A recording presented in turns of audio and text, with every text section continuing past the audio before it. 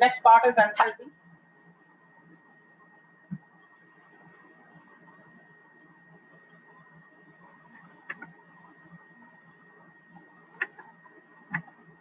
So enthalpy is denoted by capital H. Capital H is enthalpy. It's a state function and it's an extensive property.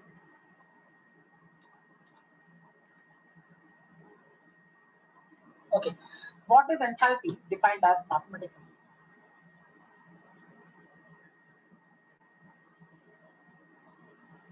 So if you see, capital H is equal to U plus PV. This is the definition of enthalpy.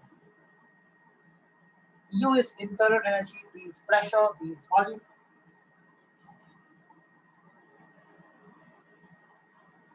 So H is equal to U plus PV. If I take derivative on both sides, so if I want to express this in the differential form, then I'll have to differentiate on both sides. dH is equal to du plus pdv plus vdv. This is the differential form of enthalpy, or the change in enthalpy rather, because D stands for small amount of change. So dH is equal to du plus pdv plus vdv. How did I get this? Because H is equal to U plus PV. I took derivative on both sides. Now, if pressure of the system is constant, that means dP will be 0 because there's no change in pressure. That means the derivative of a constant value is 0. So dP will be 0. So if pressure is constant, dP will be 0. Put dP equal to 0. If you put dP as 0, then you will get this. dH is equal to du plus pdv. So dH is equal to du plus pdv is obtained because pressure is constant.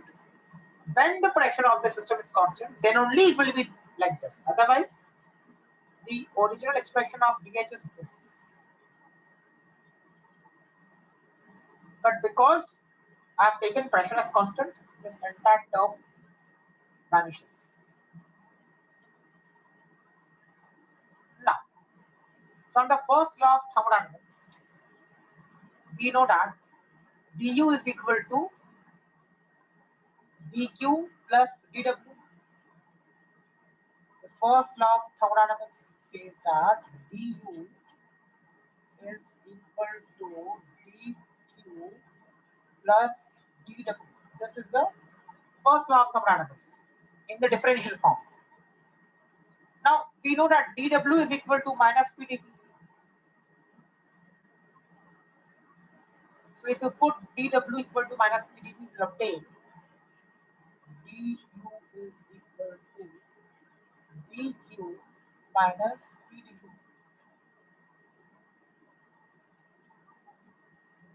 On rearranging this, we will get dq is equal to du plus pdv.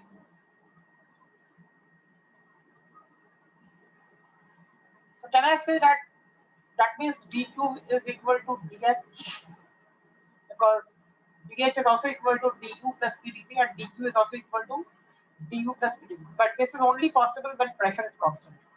That means if pressure of the system is constant, then only I can say that dH is equal to dq and q is equal to delta h. This expression is applicable only if the pressure is constant. Otherwise, q and delta h will be two different things. Only when pressure is constant, we can say that q is same as delta h. So q is equal to delta h when the pressure of the system is constant.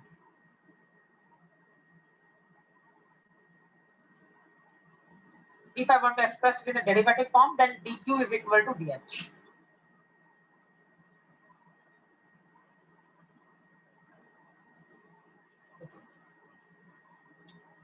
If the gas is ideal, we know that delta h is equal to n Cp delta T.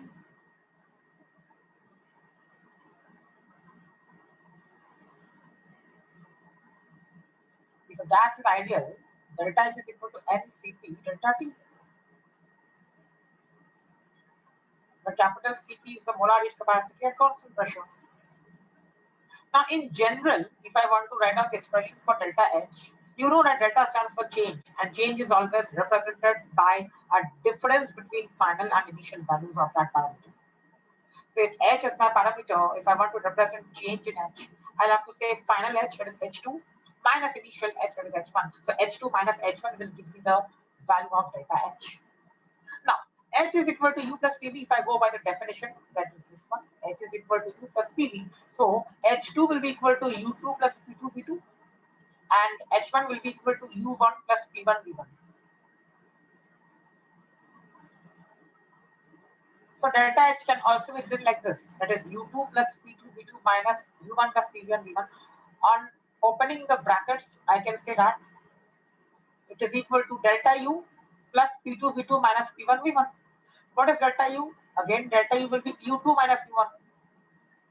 Delta U will be U2 minus U1. I can write in this form also. That is delta H is equal to delta U plus delta PV. This also I can write. Delta PV is nothing but this parameter. This thing. This is delta PV. P2 V2 minus P1 V1. This expression can be used whether it is an ideal gas or not. Also, it can be used even if pressure is not constant. It is a general formula, delta H. Delta H is equal to delta U plus P2 V2 minus P1 V1. This is a general formula. So, if pressure is constant, then P1 will be equal to P2. So, I can just write P, and V2 minus V1 will be inside the brackets. Like this, I can say delta H is equal to delta U plus P if pressure is constant.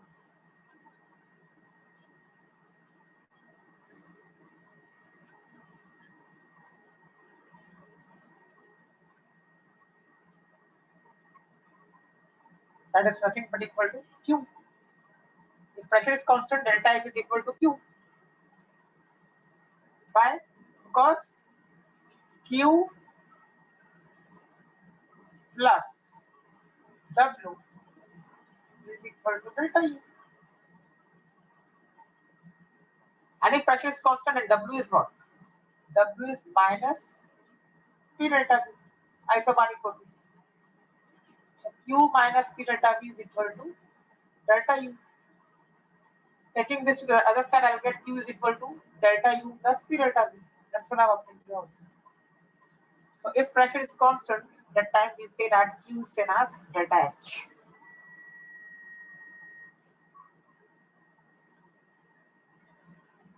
Now coming to a chemical reaction occurring at a constant pressure and temperature. If a chemical reaction is occurring at a particular temperature and pressure, let's say a constant pressure is maintained when the reaction is occurring, then how will you obtain this expression? Now, if pressure is constant, then P will be outside taken as common. And what is V2? V2 is the total volume of all products taken together. Because now we're talking about a chemical reaction. So if I'm talking about a chemical reaction, I have to deal with products and I have to deal with the reactants. The total volume of all the products is taken as V2. So V2 can be written as N2RT upon P. Constant pressure and constant temperature are maintained. So I'm not writing T2 or P2, I'm just writing T and P. What is N2? N2 is the total number of moles of the. Similarly, V1 will be the total volume of the reactants. So 1RT upon P will be the total volume of the reactants. I'm considering gaseous reactants and gaseous products, and that is why I'm using the ideal gas equation. So V2 is the total volume of the gaseous products. V1 is the total volume of the gaseous reactants. N2 is the total number of moles of the gaseous products. N1 is the total number of moles of the gaseous reactants.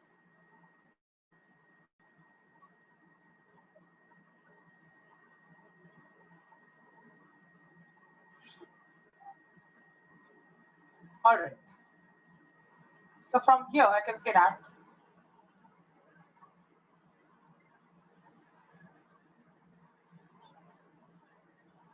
the second cell.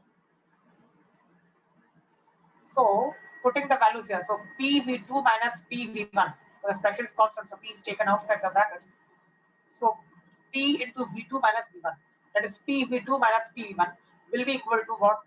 PV2 minus PV1 will be equal to N2RT minus N1RT.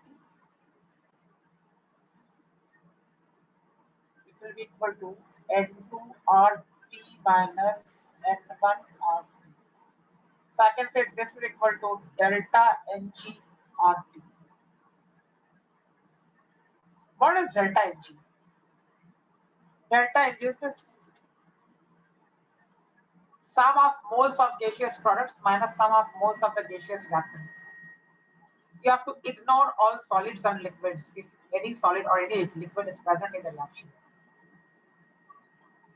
Why do we ignore the solids and liquids and take only gases? That is because the change in volume of a solid after the reaction is very small. Similarly, the change in volume of a liquid after the reaction is very small. So I can safely ignore the change in volume that is taking place in the solid or liquid component. So delta V for a solid is almost taken as 0 and delta V for a liquid is also taken as 0. So I'm taking only the gases into consideration, and that is why I have used ideal gas equation. So we write small g as a subscript for delta N. That G stands for gases, which indicates that only and only gaseous components will be considered. All other solids and liquids will be ignored while calculating the value of delta Ng.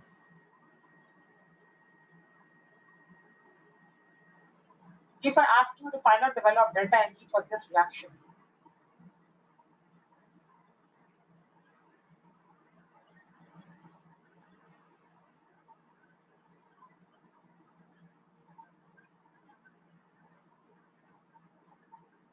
what should be the value of delta Ng for this reaction?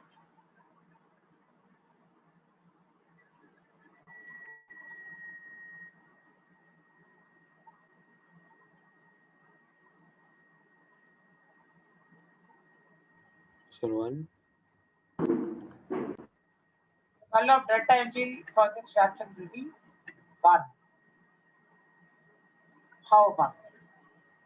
Sir, both of them, CaO is solid and CaCO3 is solid. Yes, solids will be ignored. Solids and liquids will be ignored. So I'll start with a product which is gas. Carbon dioxide is the gas. 1 is the coefficient of carbon dioxide in the reaction. So I'll take 1 minus. Minus nothing because there is no gas on the reactant side. So nothing. So this is the value of delta Ng. Coming to another reaction. Let's find out the value of delta Ng for this reaction.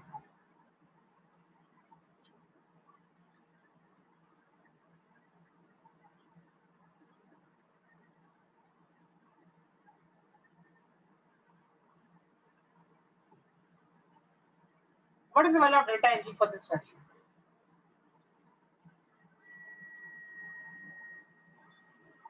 -2. -2. Yes.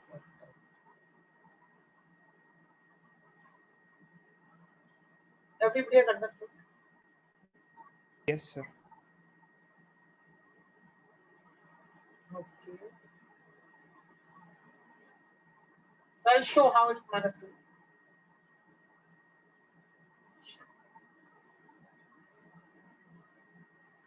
On the product side, if you see, then you have 2 as the coefficient of ammonia, which is a gas. On the reactant side, 1 plus 3, 1 is the coefficient of N2, 3 is the coefficient of H2, so 2 minus 4 comes out to be -2. So this is the formula for calculating delta H, or change in enthalpy for any chemical reaction taking place at constant pressure.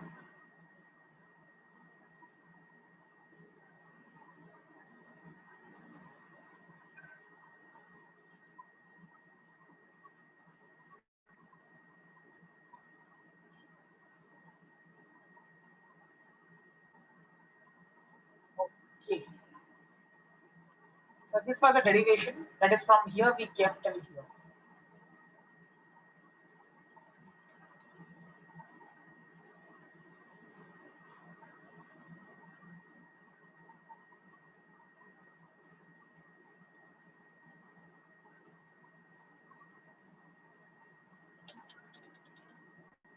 Now, mathematically, let's follow simple things. If delta H is less than delta U, that means delta Ng will be negative. If delta H is more than delta U, then delta Ng is positive. Now, how? See, delta H minus delta U is delta Ng RT. Now, R is a constant which is a positive value. Even temperature in Kelvin is always going to be a constant. So, I mean, that is always going to be positive. Temperature in Kelvin is always going to be positive. So, R and T are positive. That means the value or the sign of this will depend only on delta Ng. If delta Ng is positive, that means delta H minus delta U is positive. So if delta Ng is positive, I can say this delta H minus delta U is also positive. And on solving this inequality, I can say delta H is more than delta U. If delta Ng is negative, that means delta H minus delta U is negative, and so delta H will be less than delta U.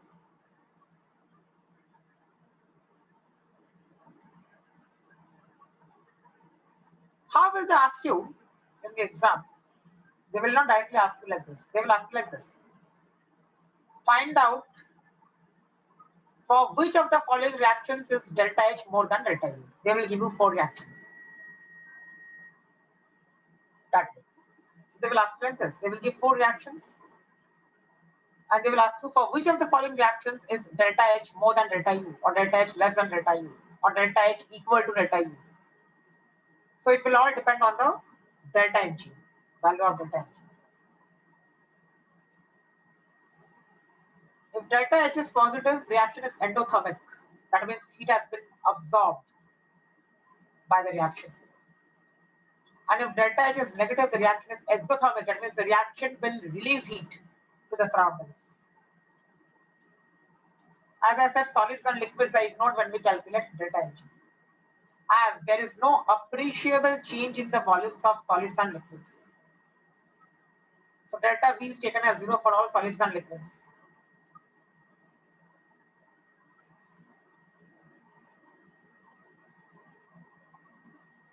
All right.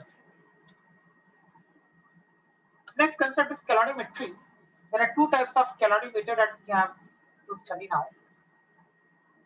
One is called a constant pressure calorimeter, which is also called a coffee cup calorimeter, and the other one will be constant volume calorimeter, which will also be called a bomb calorimeter. So a chemical reaction is taking place, and that is why we are studying these things. That's why I told you about delta H and delta U in a chemical reaction.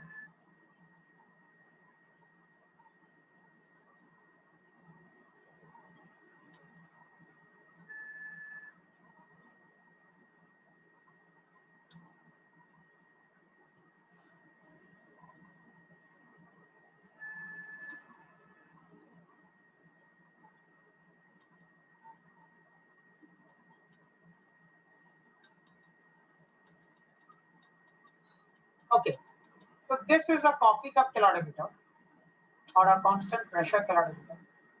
Look at the construction. Look at the apparatus rather. So you have a cup. It's made of styrofoam. Styrofoam is the material, and it is insulating material.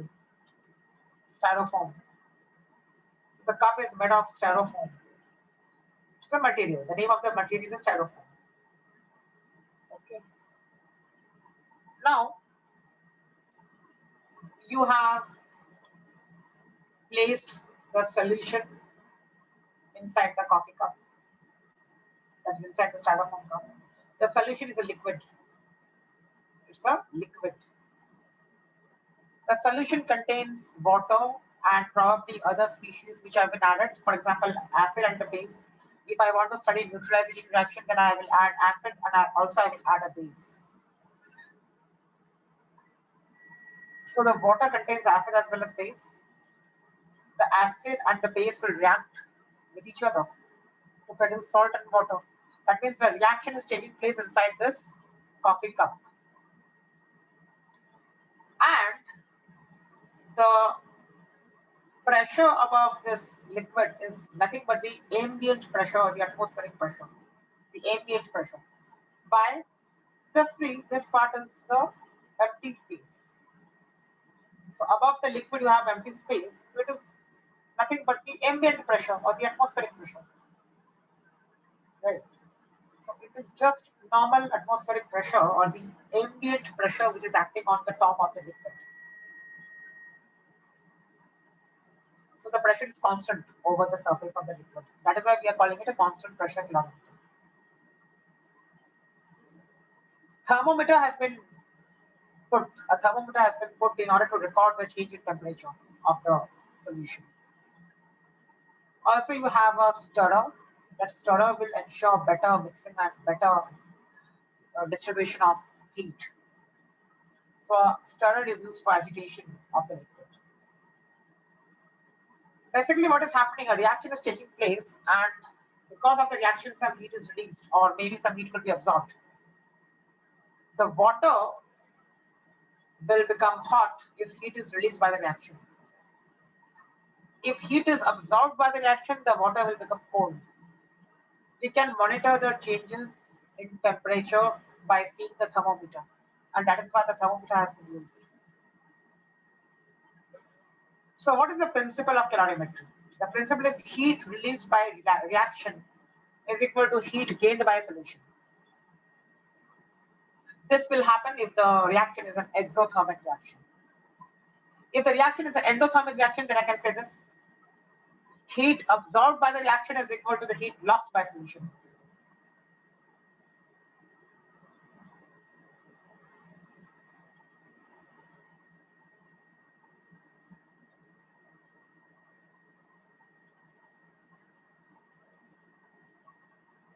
So basically heat lost by the reaction will be equal to heat gained by the liquid if it's an exothermic reaction. And heat absorbed by the reaction will be equal to heat lost by the solution for an endothermic reaction.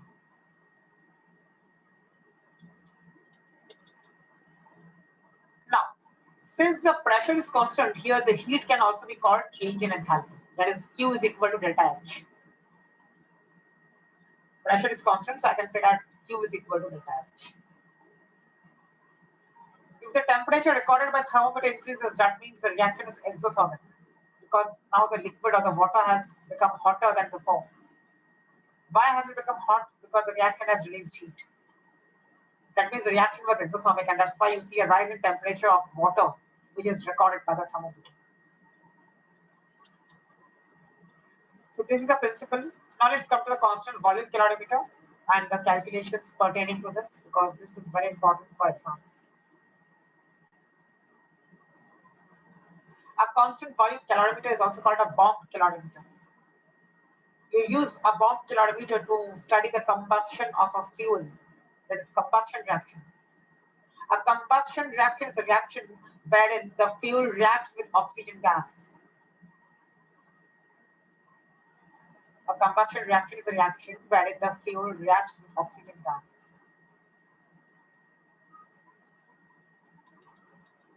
If I show you the apparatus, you will understand. This is the apparatus.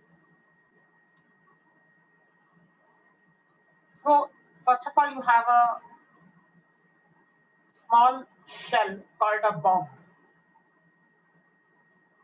You have a shell called a bomb. The bomb is this portion which I have फिर एक shown. बार थोड़ा ऊपर जा सकते हैं।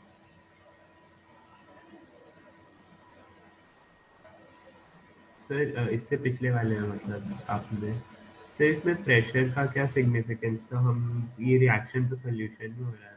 हाँ, तो pressure constant है ऊपर, इसके लिए हम लोग सीधा बोल सकते हैं कि sir pressure reaction constant solution में हो रहा है या फिर रिएक्शन सोल्यूशन के अंदर हो रहा है, ये वाला जो लिक्विड है इसके अंदर हो रहा है। Whatever reactants have added, they have been added to the liquid. मैं ये बोल रहा हूँ कि यहाँ पे ऊपर जो है तुम्हारा प्रेशर वही प्रेशर होगा जो बाहर का होगा, यानी एटमॉस्फेरिक एम्बिएंट प्रेशर, वो बोल रहा हूँ। इसको इसलिए बोलते हैं कांस्टेंट प्रेशर कैलोरीमीटर। ये ऊपर जो है ना, ये प्रेशर वही है ना, एटमॉस्फेरिक एम्बिएंट प्रेशर है ना।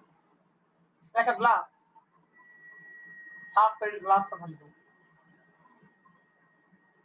सर और उसका कोई मतलब क्या कुछ रीजन है मतलब कि जरूरी है वो प्रेशर? मतलब अगर वो बाहर का सेम नहीं होगा तब भी तो मतलब सेम ही रिएक्शन होगा। हाँ, तो वही बोल रहा हूँ, but the condition, reaction same होगा कि नहीं होगा वाला बात है। देखो, रिएक्शन के ऊपर मत जाओ, मैं बोल रहा हूँ कंस्ट्रक्शन के बारे में। रिएक्शन के ऊपर जो प्रेशर लग रहा है, मैं सिर्फ उसकी बात कर रहा हूँ। ये जो अपैरेटस है, इसमें प्रेशर तुम्हारा वही लग पा रहा है जो बाहर का प्रेशर है, यानी जो यहाँ पे खाली स्पेस है। It is exactly same as atmospheric pressure और ambient pressure. What I am trying to say is यहाँ पे कोई एडिशनली हम लोगों ने ये नहीं किया है, प्रेशर इन अंदर का चेंज नहीं किया है। अंदर का प्रेशर और बाहर का प्रेशर वही है ना, सेम ही है ना यहाँ पे, वो बोल रहा हूँ। नहीं सर मैं पूछ रहा था कि उसका यूज क्या है, मतलब कुछ चेंज आ रहा है? यूज यही है कि हम लोग बोल सकते हैं कि that means Q is equal to delta H. Whatever heat you are measuring with the help of the changes in temperature recorded by thermometer, you will use the temperatures to calculate the value of heat, na? Yes.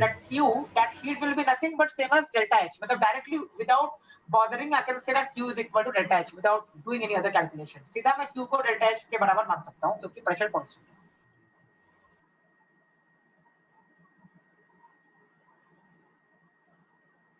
Clear हुआ? Yes sir.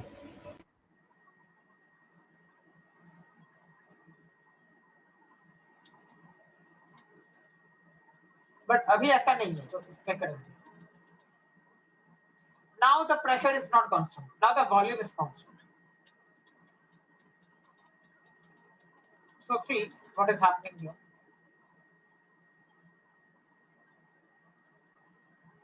You have a bomb. What is the bomb? This is the bomb. ये वाली जो चीज है, this is the bomb.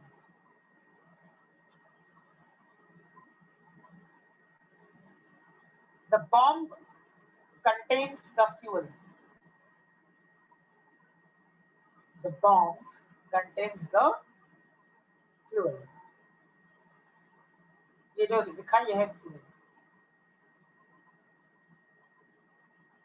And also oxygen gas is supplied to the bomb through some connection or pipe.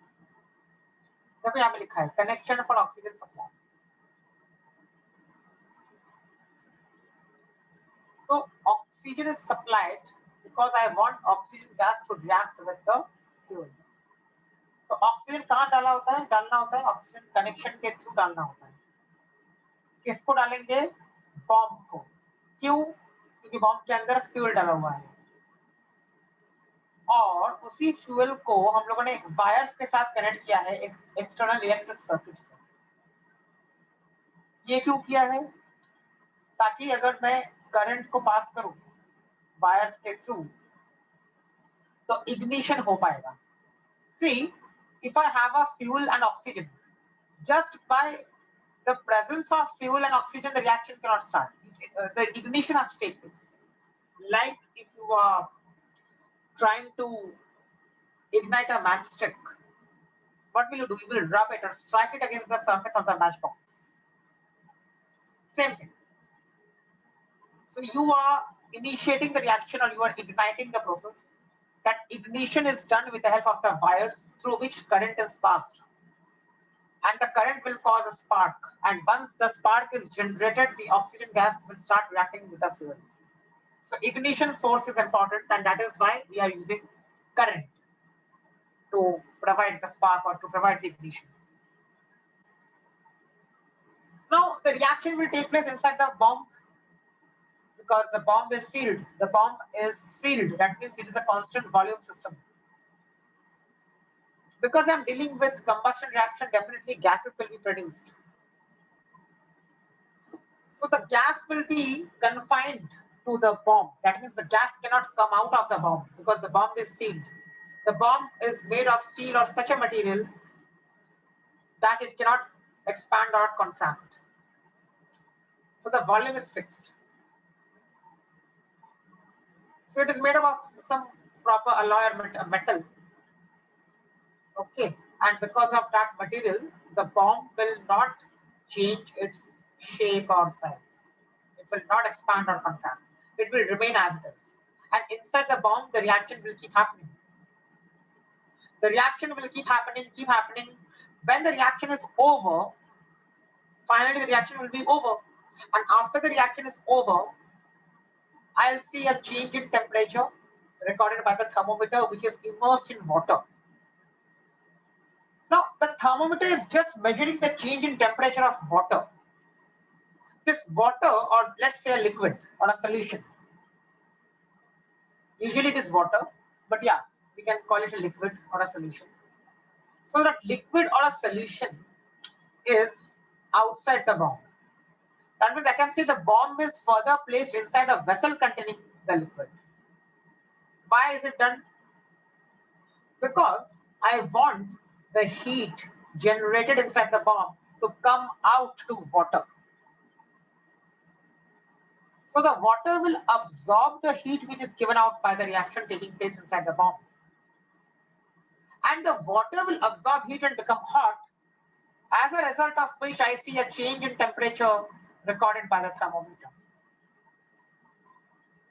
So the heat is coming out from the bomb to the water. Also, care has to be taken that the vessel containing water must be insulated, and that is why you can see the insulation. This is necessary to ensure that there is no flow of heat from the vessel to the surroundings, that is outside, or from the outside to the vessel. I just want to measure the heat which is generated in the bomb. I do not want any external flow of heat. So the vessel has been properly insulated. The vessel is insulated, and that is why the vessel will just contain whatever heat has been given out by the bomb. The vessel will not be able to lose any heat because it is insulated. Now, the thermometer is placed in the water to record the rise in temperature. Finally, when you see a steady temperature, that means the reaction is over. Right? The reaction is over. That means the temperature is not rising further. It has reached a steady value, and now the reaction is over. Also, a stirrer is used. The stirrer will ensure that the heat is uniformly dissipated to the water, and the distribution of heat will be uniform. Right? The heat will be throughout the water, that is solution which is outside the bomb. And in order to ensure that mixing or agitation of the liquid is done, the agitation is done with the help of stirrer. नहीं तो क्या होगा, water का थोड़ा part ज्यादा hot हो जाएगा, वो कोना थोड़ा कम हॉट रहेगा, इसके लिए स्टरर यूज किया जाता है. स्टरर यूज करोगे तो आप पूरा पानी एक जैसा हो जाएगा, पूरे पानी का टेम्परेचर बराबर आ जाएगा और थर्मोमीटर एक ही रीडिंग दिखाएगा. So this is the construction. Now talking about the working of the mathematical calculations. This is a reaction which is exothermic because any combustion reaction is exothermic. So Q will be negative. Q is negative. Q is heat. Q is negative if the reaction is exothermic. Q is positive if the reaction is endothermic. Since the volume of the shell, I mean the bomb, since the volume is constant, So I can say that the reaction is taking place inside a constant volume system. See, any reaction which takes place inside a closed container or a vessel or a bomb is said to be taking place at constant volume because the volume of the container or the reaction tank is not changing.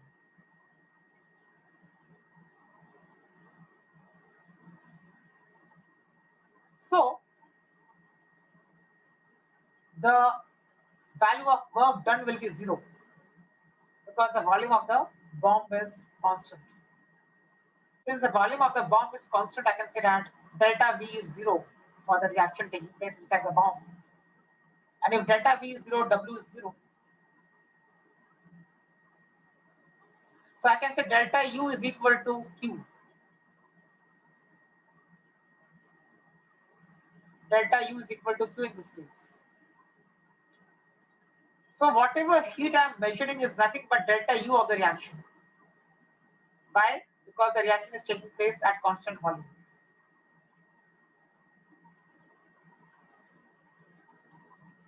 So I am measuring delta U of the reaction. Indirectly, I am measuring delta U of the reaction. Again, principle is heat released by reaction is equal to heat gained by liquid. Now steps for calculations. Q reaction plus Q calorimeter plus Q solution is equal to 0. This is the equation that you have to use. Now Q reaction is negative because of combustion. Combustion reaction is exothermic. So Q reaction is negative. And that Q reaction is nothing but same as delta U of the reaction because the reaction is taking place at constant volume. So whatever value of Q reaction I'll get after solving this equation will give me nothing but delta U of the reaction. Q calorimeter and Q solution are positive because calorimeter and solution are absorbing heat given out by the reaction. So Q calorimeter and Q solution will be positive. How do I calculate Q calorimeter and Q solution? Q calorimeter is given by this formula, where C cal is called the calorimeter constant or the heat capacity of the calorimeter.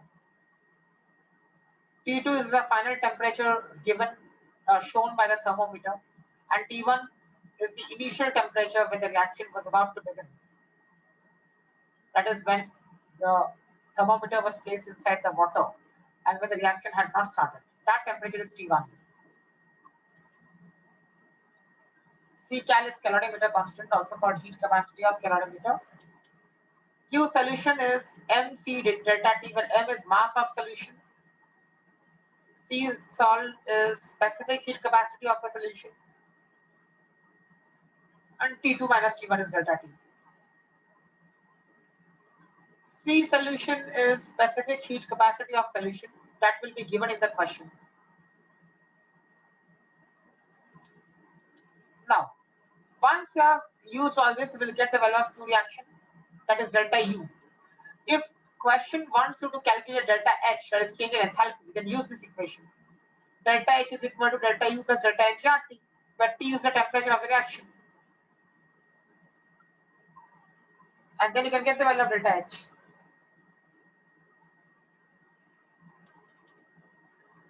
Now, one very important point, or rather two important points in this.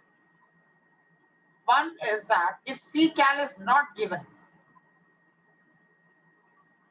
in the question, or if they are not asking you to find out the value of C cal, simply put C cal equal to 0. What is C cal? Calorimeter constant. So put that equal to 0 if it is not given in the question or if they have not asked you to calculate the value of C cal. Similarly, you follow the same method for C sol. If C sol is not given, that is if specific heat capacity of solution or liquid is not given to you, or if they have not asked you to calculate the value of C sol, put C sol equal to 0.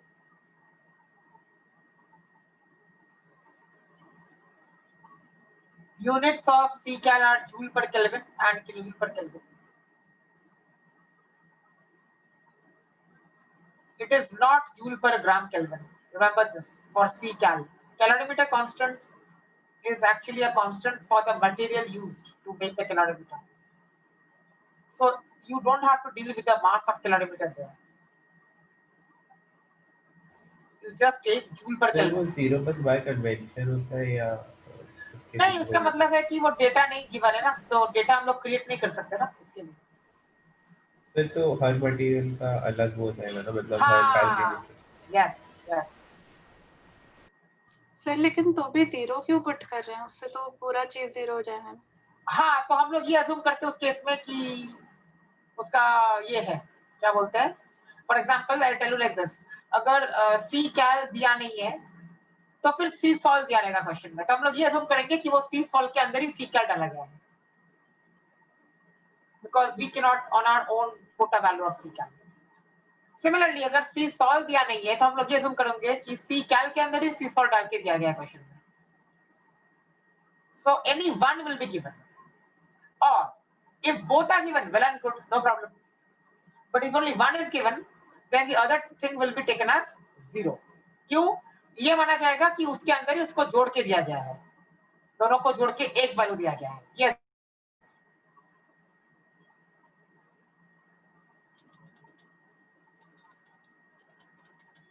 So now take a question. 2 questions you will understand. So clear हो जाएगा.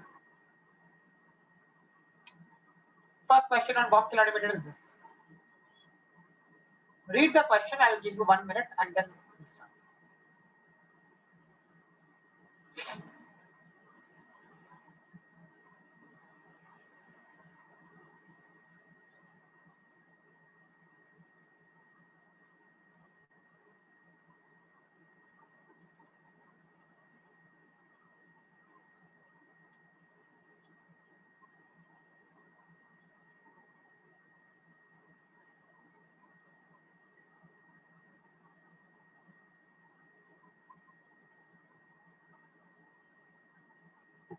Okay.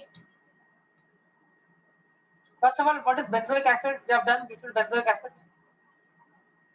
Either you write like this, or you write like this. Both are same. If I want to calculate the value of molar mass, it comes out to be 122. So moles of benzoic acid is grams upon molar mass. That is 0.1. Grams is given in the question. 12.2 grams.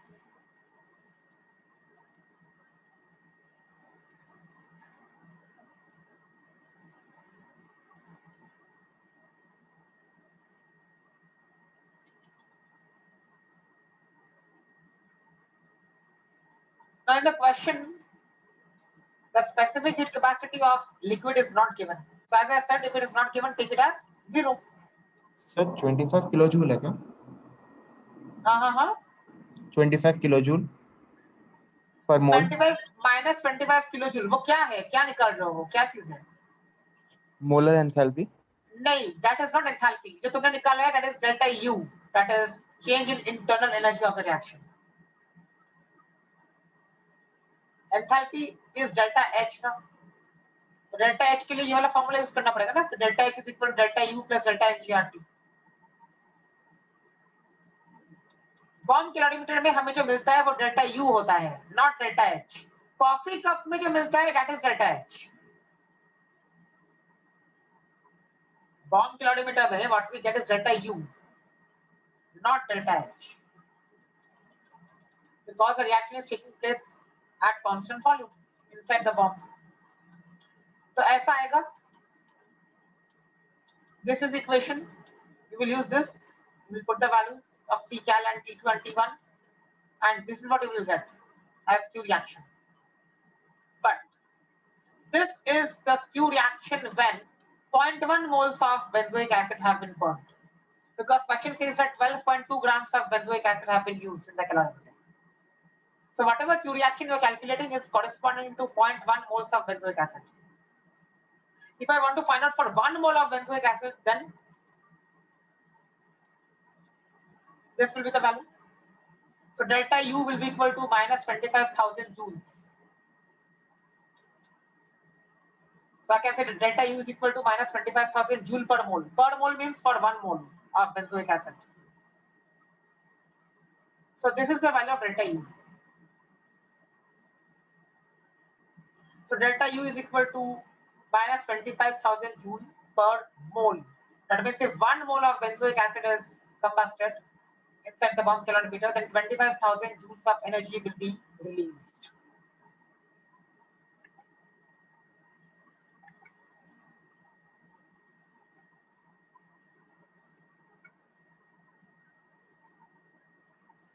If I want to find out the molar enthalpy of combustion, because question has asked me to find out that.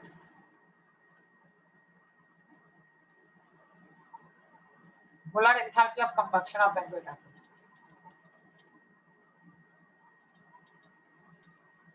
Sir Then I'll पहले use- उसके combustion का reaction बनाएंगे तो उसके पहले बाद combustion का reaction बनाना पड़ेगा कि delta Ng चाहिए. Now remember, any substance containing carbon and hydrogen gives CO2 and H2O as products of combustion. चाहे वो हाइड्रोकार्बन हो या ना हो, लेकिन अगर उसमें कार्बन और हाइड्रोजन प्रेजेंट है तो carbon dioxide and water will be formed.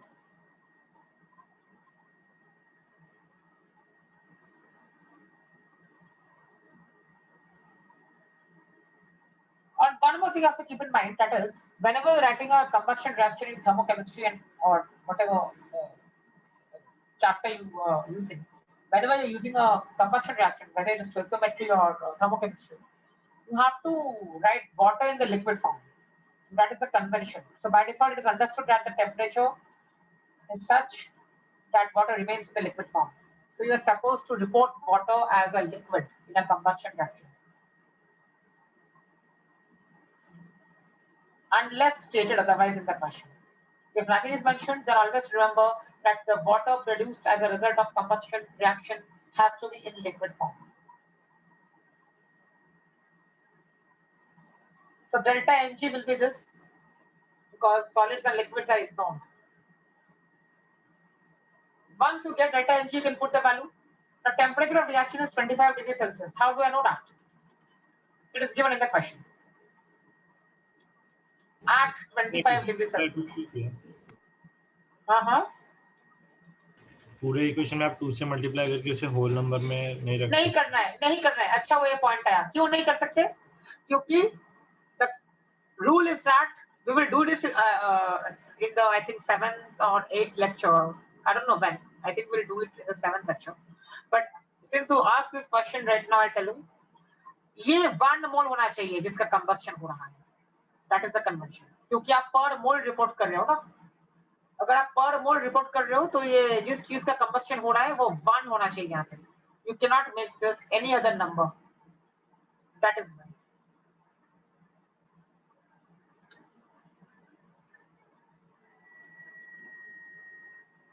Because delta U भी पर 1 मोल लिया ना आपने. Delta U is minus 25,000 joule पर मोल. तो ये सब पर मोल के हिसाब से होना चाहिए. डेल्टा U भी और डेल्टा H भी. तो जिस चीज का कंबस्शन हो रहा है उसको 1 रख के बाकी चीजों को बैलेंस करना है. That is the rule to be followed.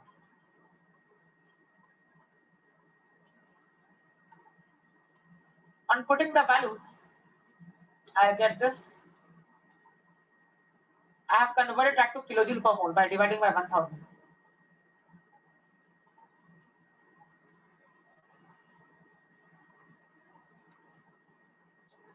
Now the care to be taken is that here R has to be 8.314 because we are using SI units here. So everything has to be in joule, Kelvin. Okay. And temperature is 298 Kelvin.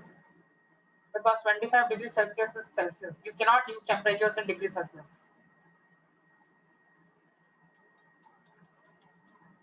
So this is the final answer. That is delta H is equal to minus 26.24 kilojoule per mole of benzoic acid.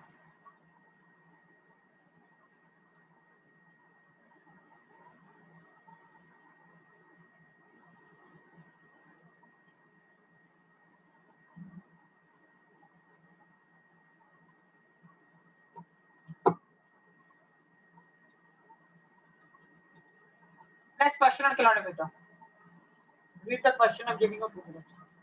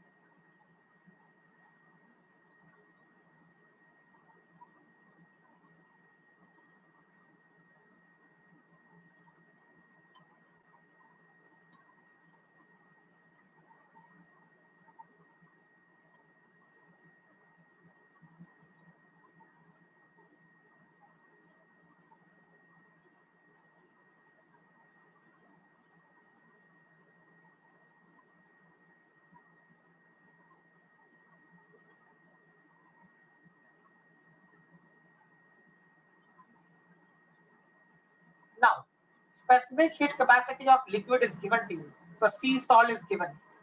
Also, calorimeter constant is given to you as 420. So everything is given. Now you cannot take anything as 0. So this question and the previous question are a bit different. That is why I have taken both the questions. In this we took C sol as 0 because C sol is not given. So Q solution also became 0.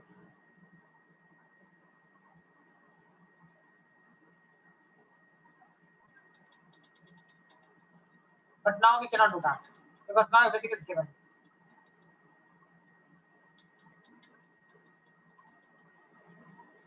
So first thing, Q calorimeter. C cal into delta T. So C cal is 420 joule per degree Celsius. Delta T is T2 minus T1. क्या आ गया?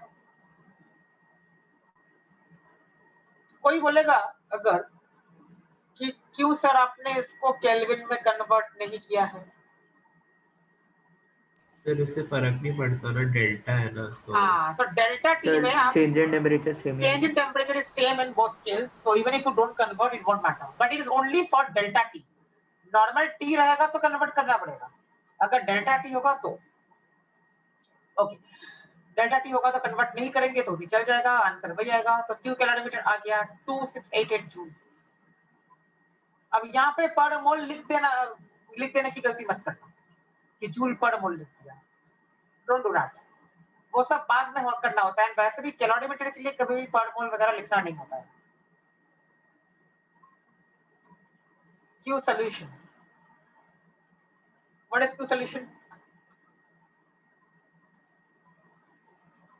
M C delta T. M is 650 grams.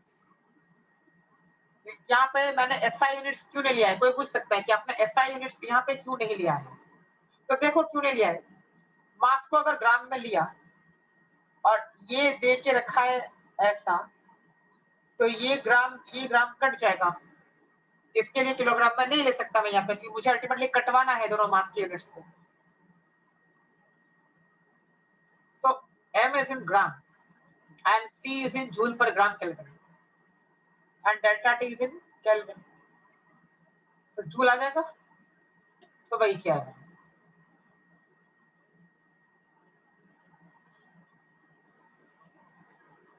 ये जो 4.1848 that is C. What is C? joule per, ये देखो देख के रखा है, joule per gram degree Celsius. That is nothing but joule per gram Kelvin. Change in temperature in degree Celsius is same as change in temperature in Kelvin.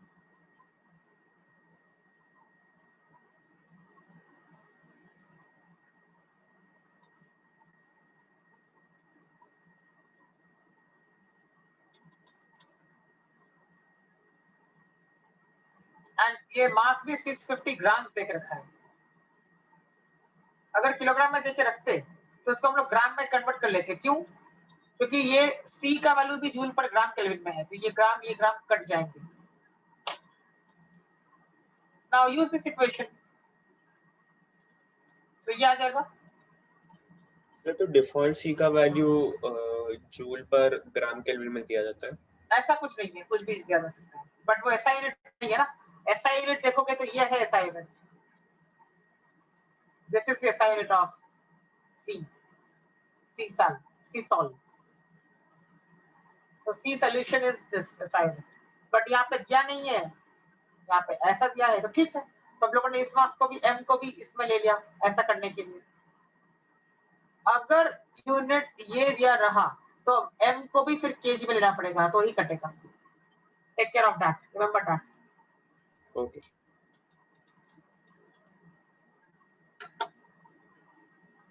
Because ultimately you want the answer to be in joules. यहाँ पे सब कुछ joule में किया, फिर kilojoule में convert किया. अब ये क्यों रिएक्शन कब है? जब 0.5 grams of naphthalene are burned. See, it is given 0.5 gram sample of naphthalene. naphthalene का फॉर्मूला देख रखा है इन्होंने.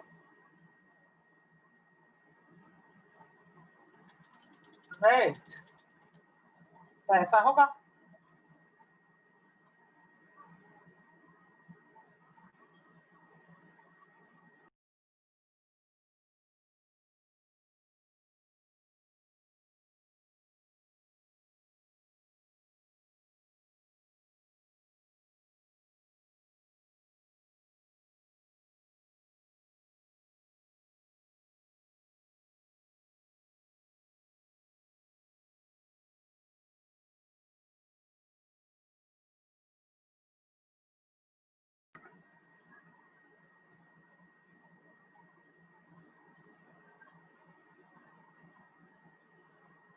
So I found out this how. So Unitary method. Unitary method या फिर क्रॉस मल्टीप्लिकेशन कर सकते हैं, जैसे यहाँ पे नीचे दिखाया है मैंने, जैसे स्टोइकियोमेट्री में करते थे वैसा। 0.5 ग्राम्स के लिए Q का वैल्यू इतना आ रहा है, तो 128 ग्राम्स के लिए Q का वैल्यू x आएगा। What is 128 grams? 1 मोल। 1 मोल के लिए निकालना है ना, बट 128 ग्राम्स का मतलब होता है 1 मोल। C10H8 का molar mass is 128। This is 12 into 10 plus 8 into 1।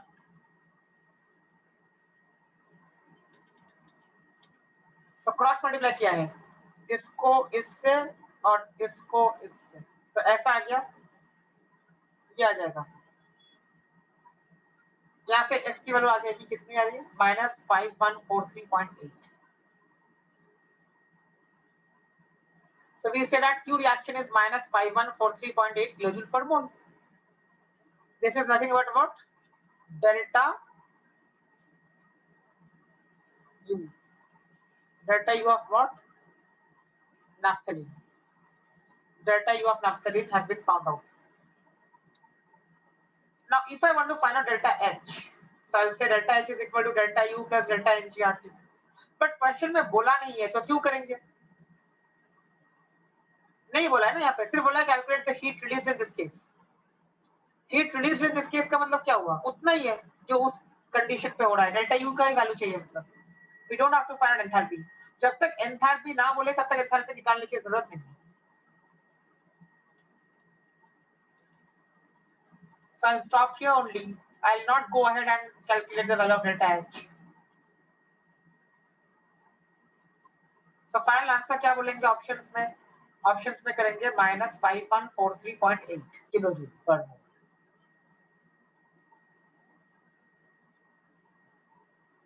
ये होगा final answer.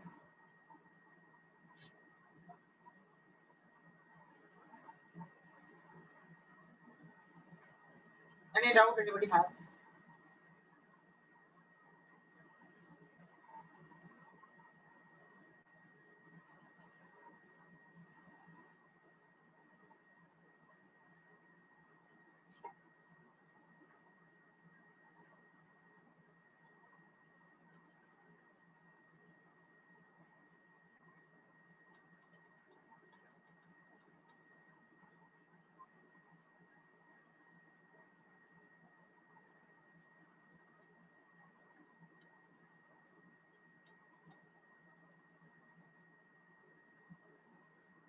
So calorimetry is clear.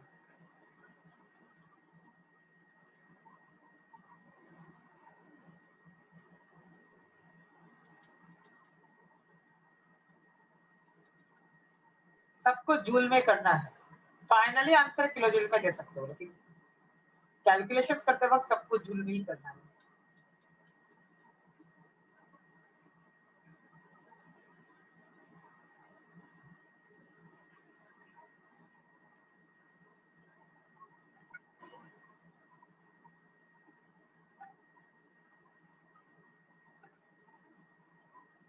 Next part, entropy.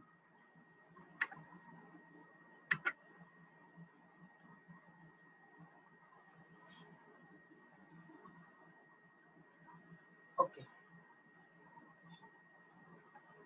So what is this entropy? It's a new concept.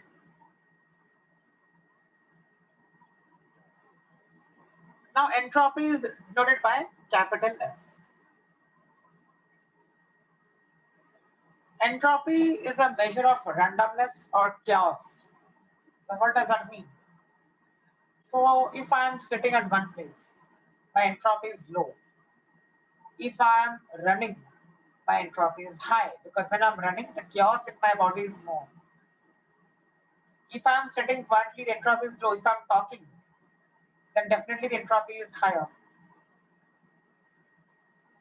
So that means if the chaos or the movement increases, or if there is any change taking place in the already systematic position of something, making the result more chaotic, then we say that the entropy has increased.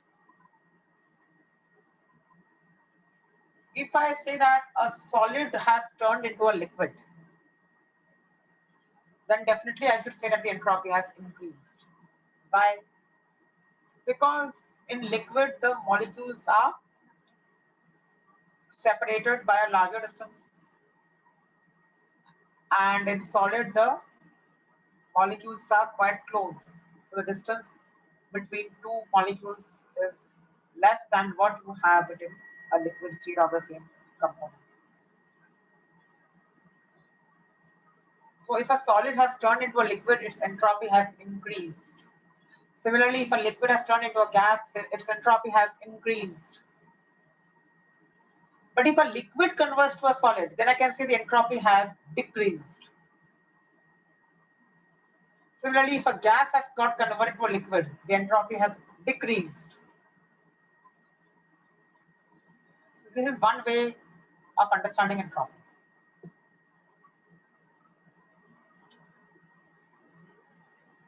Entropy is an extensive property and it is a state function. State function means it will depend only on the initial and final states of the system. Extensive property, so it will definitely change with the number of moles. Change in entropy is given by delta S. As I said, delta is always a change. So delta means final value minus initial value. SI unit of delta S is joule per Kelvin. Mathematically, we will express entropy in different ways for different processes. But yes, the SI unit of delta S is definitely joule per Kelvin. Joule is the SI unit of energy, Kelvin is the SI unit of temperature, and that is why we say that the SI unit of delta S is joule per Kelvin. If I ask you if I ask you the unit of molar entropy, then what will you say? Joule per Kelvin into mole. Molar entropy, if I say the unit will be joule per mole Kelvin. This will be molar entropy.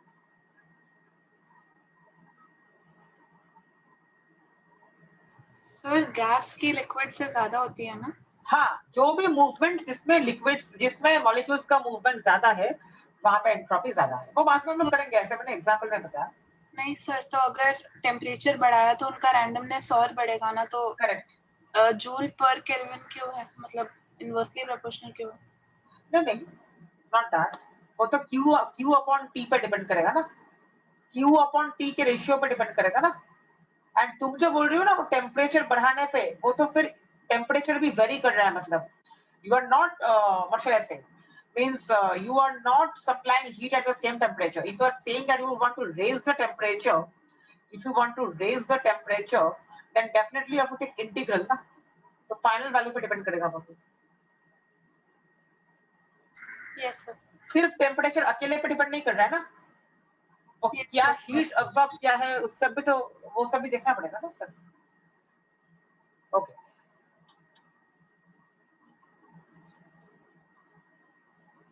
some points about delta S. Delta S system plus delta S surroundings is equal to delta S total. So if they ask you delta S, just if they write delta S, by default it is for the system. What I'm trying to say is that if they don't specify system or if they don't specify surroundings, then it is by default delta S for the system. So delta S system plus delta S surroundings is delta S total. Delta S total is also called delta S universe, because we have learned in the first lecture that system plus surroundings is nothing but the universe, the entire thing. That means now mathematically,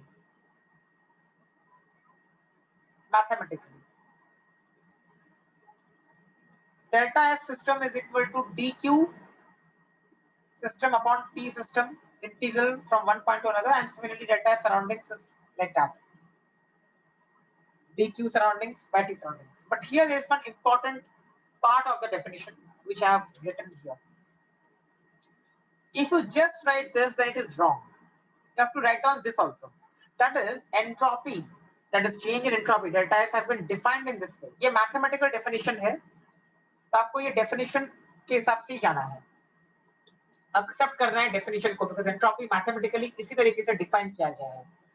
So you cannot ask कि why, वो definition है उसका, उस quantity का definition ये है. क्या definition है? That when I want to find out the change in entropy of anything, then I have to imagine a process. I have to imagine a process which is a reversible process between the same two states. Means what? Simple मतलब समझाए तो उसका. कोई process अगर हो रहा है, system ए से बी तक जा रहा है, ए में मानो उसका कुछ प्रेशर P1 है, V1 है, T1 टेम्परेचर है, एंड बी में मानो उसका कुछ है P2, V2, T2.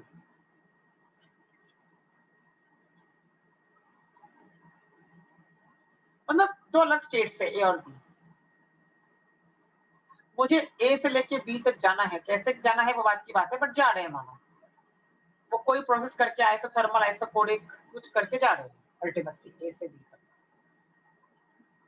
Now entropy निकालने का तरीका ये होता है कि ए से लेकर बी तक, ए से लेकर बी तक मुझे एक रिवर्सिबल पाथ डिफाइन करना है. मतलब I have to reach B by following a reversible path, that is reversible isothermal or something like that, reversible process. So reversibly, if I am going from A to B, reversibly if I am going from A to B by following some reversible processes or by following only one reversible process, तो तभी जो energy, I mean तभी जो heat energy absorb होगी या release होगी. I repeat, अगर reversible process से हम लोग जा रहे हैं फ्रॉम ए टू बी और तभी जो हीट रिलीज होगी या अब्सॉर्ब होगी, उसको बोलते हैं डीक्यू सिस्टम का रिवर्सिबल. मतलब क्या? चाहे ओरिजिनल प्रोसेस रिवर्सिबल हो या इरिवर्सिबल हो, चाहे सिस्टम रिवर्सिबल पाथ से ए से बी तक जा रहा है या इरिवर्सिबल पाथ से ए से लेके बी तक जा रहा है, उससे हमें फर्क नहीं पड़ेगा. हमें एंट्रोपी कैलकुलेट करते हैं सिर्फ और सिर्फ रिवर्सिबल पाथ को लेके ही एंट्रोपी कैलकुलेट करना है. So irrespective of the actual process, irrespective of the original process, I must look at a reversible path that exists between states A and B, and then उस path में जो heat energy absorb release होगी उसको ही मैं यहाँ पे रखूंगा formula में. मतलब A to B अगर A to B इरिवर्सिबल हो तो भी हमें डेल्टा एस निकालने के लिए A to B एक ऑल्टरनेटिव रिवर्सिबल पाथ कंस्ट्रक्ट करके ही कैलकुलेट करना है delta S. That is the definition of entropy change. Okay. So you will understand this when we go and solve sums and other things.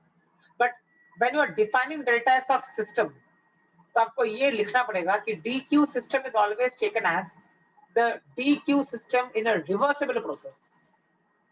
That is, if the same process had been carried out reversibly, तो क्या Q होता, वो Q लेना होता है formula.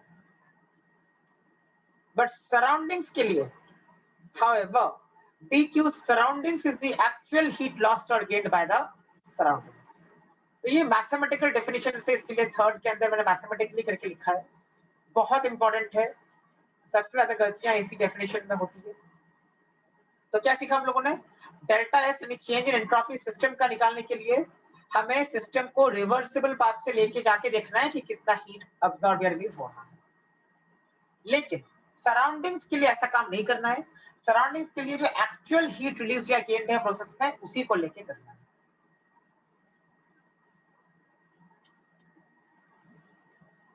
So these are the mathematical definitions of delta S. Molar entropy, I told you, this is molar entropy. 1 mole of system के लिए कितना entropy change हो रहा है, it is called molar entropy. If entropy increases, delta S is positive. If entropy decreases, delta S is negative, obviously.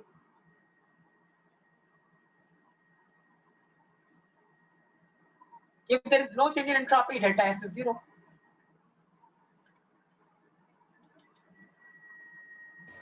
Sir एक example दिखा दीजिए ना वो। हाँ, बहुत सारे एग्जांपल्स हैं, बहुत सारे हैं, इसके ऊपर पूरे 2 लेक्चर्स हैं और तो धीरे धीरे जा रहे हैं,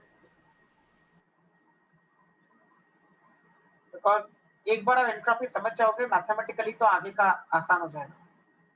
तो calculations related to delta S में एग्जांपल दिखाते हैं। फर्स्ट पहला वाला एग्जांपल, चलो ये अगर पहला वाला एग्जांपल है,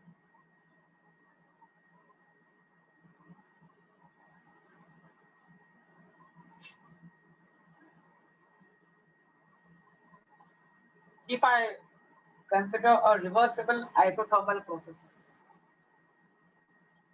Now already it has been told to you that the process is a reversible isothermal process. तो उसमें फिर alternative path लेने की जरूरत नहीं है। अगर reversible ही है original path तो उसको लेके आगे बढ़ेंगे। तो अभी इसका मैं तुमको दिखाता हूँ कि derivation क्या है, वो दिखा देता हूँ मैं।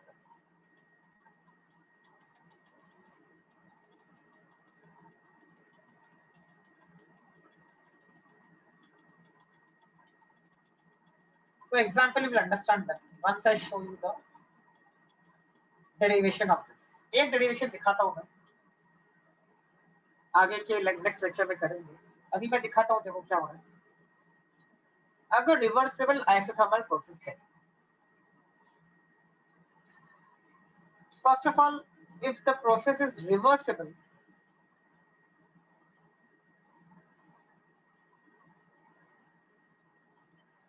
if the process is reversible, then इतना तो पक्का है ना कि ये फॉर्मूला यूज नहीं होगा।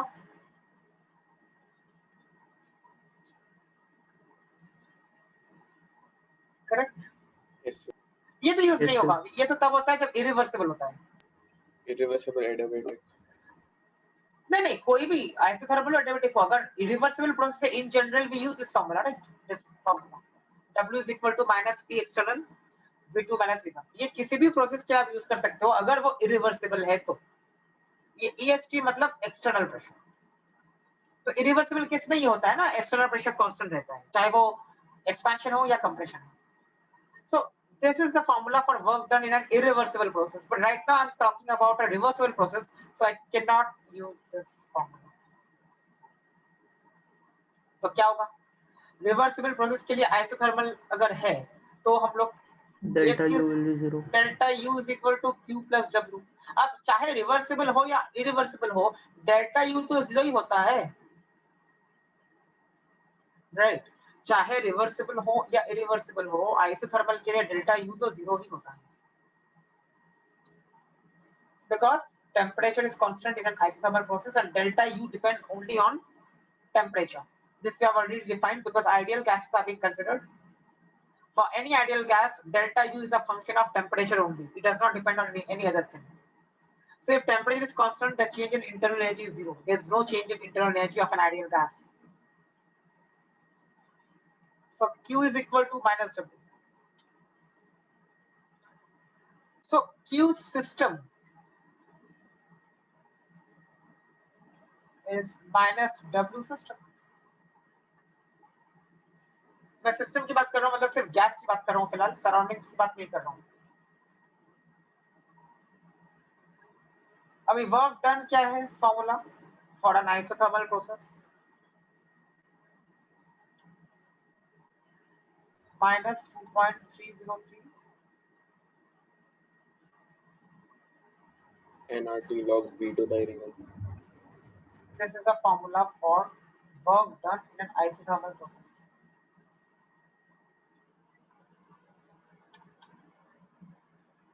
So Q system आ गया हमने, कितना आ गया, कितना आ गया। P is a constant value because isothermal process is being talked about. But this is Q system, ये डेल्टा एस नहीं है, मुझे डेल्टा एस चाहिए सिस्टम का। अगर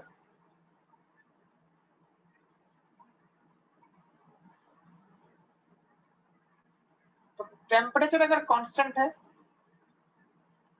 तो इंटीग्रेशन की जरूरत नहीं है, सीधा अपॉन टी कर देंगे।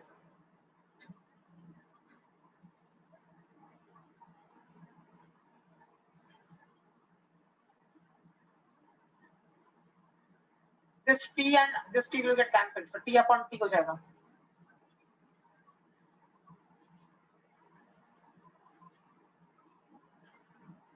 So this will be the delta S system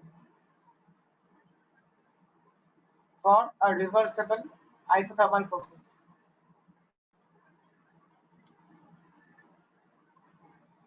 Now,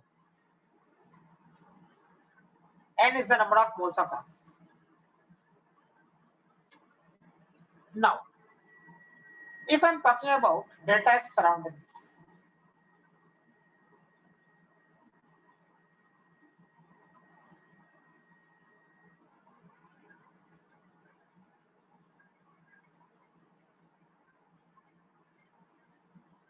now delta S surroundings is always equal to minus delta S system for a reversible process. This is only for a reversible process. मतलब क्या हुआ इसका? I can say that if the process is a reversible process, if it is purely reversible process, okay. तो ideal case है ये तो possible नहीं है, पर आइडियल हाइपोथेटिकल केस मान रहे हैं कि अगर प्रोसेस बहुत प्योरली ये हुआ, रिवर्सिबल हुआ, तो whatever slight change is produced in the system, the similar effect is produced in the surroundings also. मतलब क्या? अगर सिस्टम ने थोड़ा हीट सराउंडिंग से लिया है, क्या बोला मैंने? अगर सिस्टम ने सराउंडिंग से थोड़ा सा हीट लिया है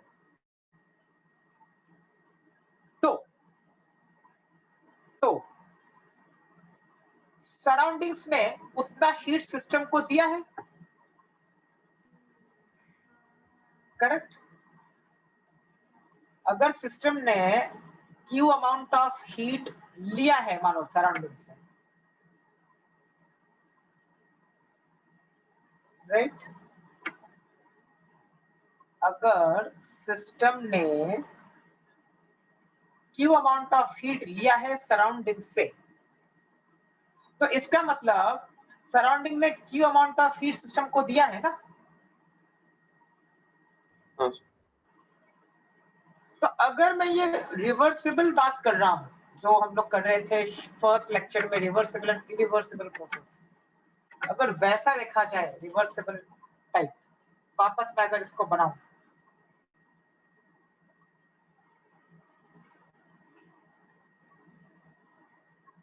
राइट, तो ये मेरा गैस है, सिस्टम है ये मेरा, और ये मेरा सराउंडिंग है। तो अगर ये आइसोथर्मली कंप्रेस कर रहा हूं मैं इसको रिवर्सिबल प्रोसेस में, तो थोड़ा सा सैंड पार्टिकल यहाँ पे डाला है, थोड़ा सा, तो ये थोड़ा इधर से इधर नीचे आएगा वो पिस्टन। तो उस नीचे आने में focus only on this and this position now, I mean this. तो उस केस में ये जो थोड़ा सा नीचे पिस्टन आया है, वो क्यों आया है? वो सैंड पार्टिकल्स डालने की वजह से आया है। तो सैंड पार्टिकल्स को आप सराउंडिंग मानो, ठीक है? मतलब जहां पे वो सैंड पार्टिकल है, ये पूरा यहाँ पे सराउंडिंग मानो। तो जो हीट मानो इसने दिया है सराउंडिंग में, ओके, जो हीट थोड़ा सा इसने दिया है गैस को, तो उतना ही हीट मतलब सराउंडिंग से कम हो गया है ना? तो ऐसा छोटा छोटा छोटा छोटा करके हर यहाँ से यहाँ से यहाँ करके, मतलब क्या होगा? मतलब this dq amount of heat is gained by the system, and that same dq amount of heat has come from surroundings. That means the surroundings has lost that dq amount of heat. So that means in reversible isothermal process, I can say that Q system is nothing but equal to minus Q surroundings.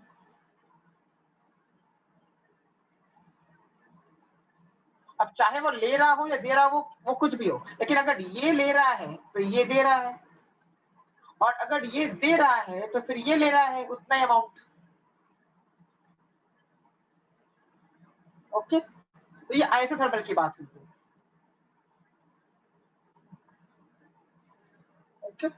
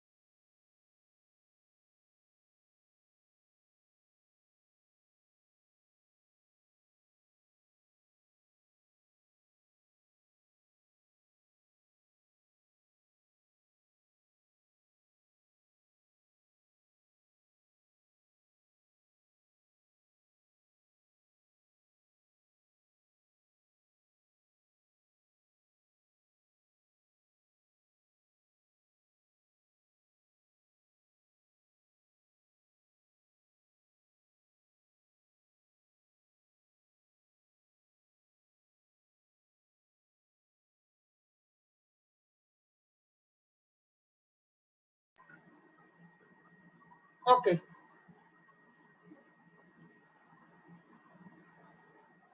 Now see,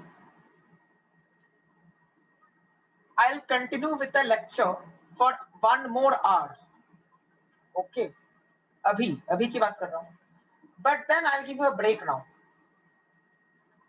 So the break will be for around 15 minutes. ठीक है. Sir दूसरी class नहीं हो रही क्या? नहीं, अभी तो नहीं होगी, अभी तो मेरा ही होगा. फिजिक्स लेक्चर मतलब कैंसिल हो गया या post? That will be updated to you soon. But फिलहाल तो केमिस्ट्री का ही थोड़ा चलने वाला है. फिजिक्स का कब होगा that will be told to you afterwards. तो अभी 15 मिनट का ब्रेक लो. 3:46 को I'll start with the remaining portion. और let's see if you want to do some extra practice, we can do that also. तो तुम्हारे ऊपर है वो. तुम पढ़ना चाहते हो आगे इसका ही या फिर तुम प्रैक्टिस करना चाहते हो न्यूमेरिकल्स का? ठीक है, 3:46 का will start. तो अभी ब्रेक.